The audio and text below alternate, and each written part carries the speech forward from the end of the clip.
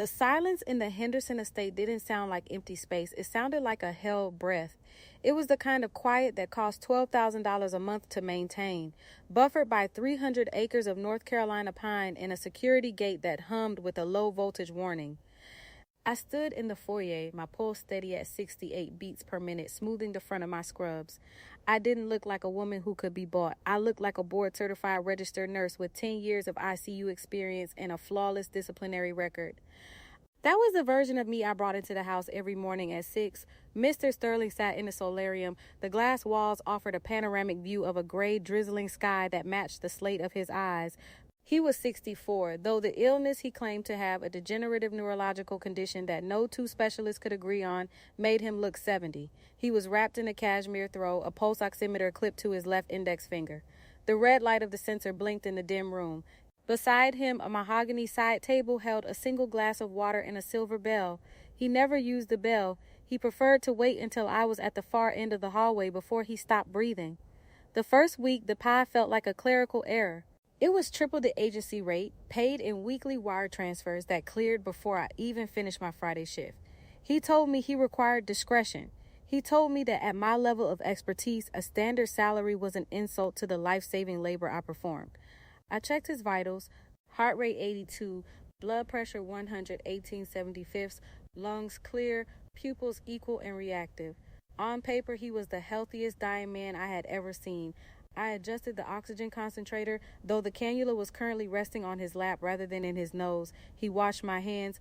He always watched my hands, the way I snapped on nitrile gloves, the way I drew saline into a syringe, the way I recorded data in my logbook. "You have a very precise way of moving, Maya," he said. His voice was a dry rasp, the sound of autumn leaves being crushed under a boot. "It's the movement of someone who doesn't allow for margins of error." "I don't believe in margins of error when it comes to patient care, Mr. Sterling," I replied. I didn't look up from my charting. He leaned back, his head hitting the leather of the recliner with a soft thud. "And yet you're here, in a house in the middle of nowhere, tending to a man who is essentially a ghost. Does that feel like an error, or does the money make the margin disappear?" I capped my pen. "The money allows me to provide for my family without working 80 hours a week in a level 1 trauma center." "It's a professional arrangement." He smiled, but the expression didn't reach his eyes. They remained fixed on the pulse oximeter. "Professionalism is just a mask for the price tag," he whispered. "Everyone has a number where the rules start to feel like suggestions." The first emergency happened on a Tuesday. I was in the kitchen prepping his afternoon infusion of vitamins and electrolytes. The house was silent until I heard the sound of glass shattering in the solarium. I dropped the bag of saline and ran. I found him slumped over the side of the chair. The water glass was in pieces on the floor. His face was a terrifying shade of dusky purple. His chest wasn't moving. I went into crisis mode. I didn't think, I acted. I checked the airway. Blocked. I performed a finger sweep and felt nothing. I began chest compressions. 1, 2, 3, 4. The ribs beneath his thin shirt felt brittle, like dry kindling. His eyes snapped open. They weren't panicked. They were wide, blue, and intensely focused on my face. He took a sudden, deep breath, and the purple hue in his skin began to recede. It wasn't a recovery. It was a performance. He didn't cough. He didn't gasp. He simply sat up, reaching out to steady himself by grabbing my wrist. His grip was surprisingly strong. The skin of his hand was cold, but the pressure was firm, anchoring me to the floor. "That was 32 seconds, he said, looking at the wall clock. "Your response time was excellent. Most people would have hesitated. They would have called 911 first. You didn't. You trusted yourself. My heart was hammering against my ribs. You weren't breathing, Mr. Sterling." I was about to begin advanced life support measures. "I know," he said softly. "I wanted to see if you would." I pulled my wrist away. The skin where he touched me felt tingly and numb. "This isn't a drill. If you are having respiratory distress, we need to go to the hospital. I'm calling the transport team." "No," he said. The word was a heavy weight dropped into the room. "If you call them, the arrangement ends, the wires stop, the house goes back to being a tomb. You know as well as I do that by the time they get here, my vitals will be perfect. They'll think you're incompetent. Or worse, that you're unstable." I looked at the shattered glass. I looked at the pulse oximeter, which now read 98%. He was right. There was no physical evidence of a crisis, Only my word against his, and he was the one with the bank account that could hire a dozen lawyers to dissect my every move. I cleaned up the glass. I didn't say another word for the rest of the shift. The wire transfer that Friday was double the usual amount. There was a note in the transaction description for exceptional performance under pressure. I stared at the numbers on my phone screen. I thought about my mortgage. I thought about the tuition for the private school I've finally been able to afford for my son. I thought about the professional license that was currently the only thing standing between me and the life I spent a decade trying to escape. I didn't send the money back. I didn't quit. The second incident was more calculated. He called me into his bedroom at 3 in the morning. I slept in the guest wing, but the monitor he insisted I keep by my bed began to wail. It wasn't a standard alarm. It was the sound of a flatline. I ran down the hallway, the soles of my feet slapping against the cold marble. When I burst into his room, the smell of copper and chemicals hit me. He was lying in bed, his sheets stained with a dark viscous fluid. His eyes were rolled back in his head. A bottle of high-dosage potassium chloride medication. I kept locked in the med cart in the hallway, was sitting open on his nightstand. I reached for my phone to call for an ambulance. Before I could dial, he spoke. His voice was low, rhythmic, almost a lullaby. If you call them Maya, explain the lock. Explain how I got into a secured cabinet while I'm supposedly unable to walk more than 10 feet. Explain why your fingerprints are on that bottle and mine aren't. I froze. I looked at the bottle. I remembered him asking to see the label the day before. I remembered handing it to him, then taking it back and putting it away. I hadn't wiped it. I didn't give you this, I whispered. He turned his head to look at me. The dark fluid on the sheets wasn't blood. It was syrup mixed with food coloring. He reached out and touched a smudge of it, then wiped it on the white pillowcase. But you left the key in the lock, didn't you?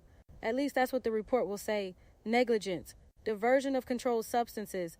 A career ended because a nurse got tired or perhaps got greedy. He sat up, the sheet falling away. He didn't look sick. He looked energized. He looked like a man who had just won a bet. You have a choice, Maya. You can call the authorities and spend the next 5 years defending your license in court, losing everything you've worked for. Or you can admit that this was just a small oversight. You can clean this up. We can pretend it never happened. And in exchange, I'll ensure that your son's college fund is fully vested by the end of the month. I looked at the bottle. I looked at the man.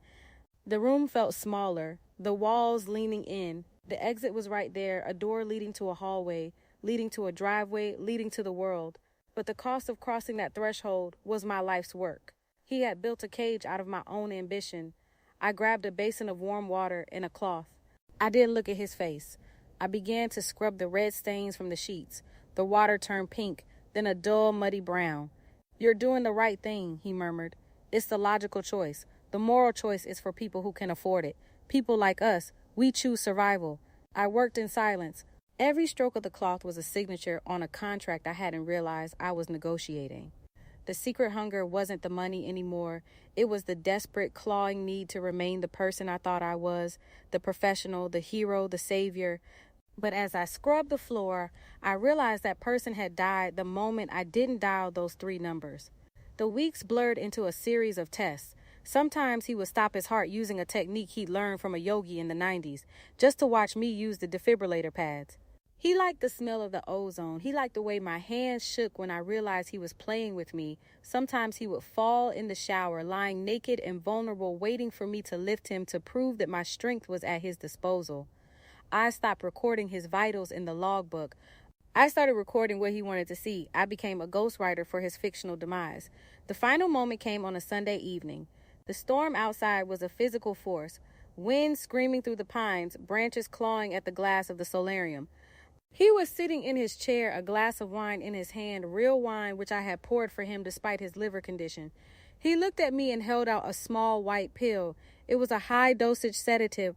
I want you to take this, Maya, he said.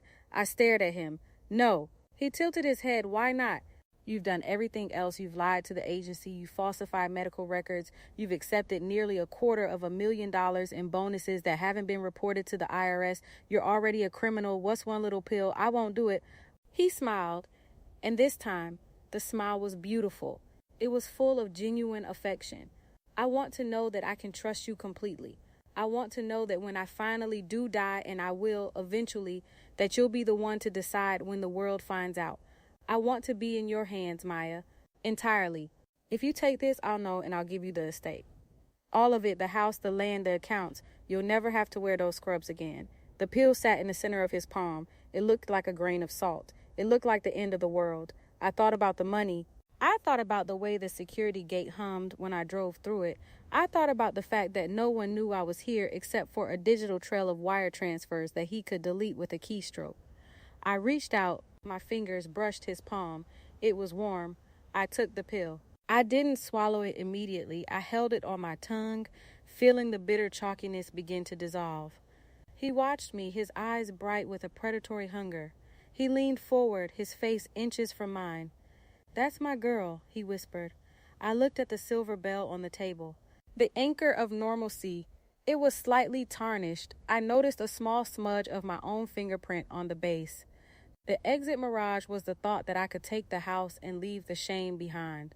But as the sedative began to cloud my vision, as the floor seemed to tilt and the pine trees outside began to dance, I realized the trap wasn't the house. It wasn't the money. The trap was that I was still a nurse. And as he began to choke, really choke, his face turning a deep, genuine purple, his hands clawing at his throat for a piece of steak he'd swallow whole, I realized I was too drugged to move. I watched him. I sat in the chair across from him, my limbs heavy as lead, my eyes drooping. He reached for the bell. His fingers brushed it, sending it skittering across the mahogany table. It fell to the floor with a dull clatter. He looked at me, pleading. He wanted me to save him. He wanted the professional. He wanted the ICU nurse with the flawless record. I wanted to move. Every instinct in my body screamed at me to stand up, to perform the Heimlich, to clear the airway. But the pill was working. The secret hunger for safety had finally collided with the failure point. I watched him struggle for 3 minutes. It felt like 3 years. I watched the light leave his eyes. I watched the man who had bought my soul realize that dead men can't sign checks. When the silence finally returned to the Henderson estate, it wasn't a hell breath anymore. It was just a void. I slumped back in my chair, the room spinning into blackness, wondering if when the police finally arrived, they would see a victim, a murderer, or just another margin of error. I closed my eyes. The last thing I heard was the wind, still trying to get in.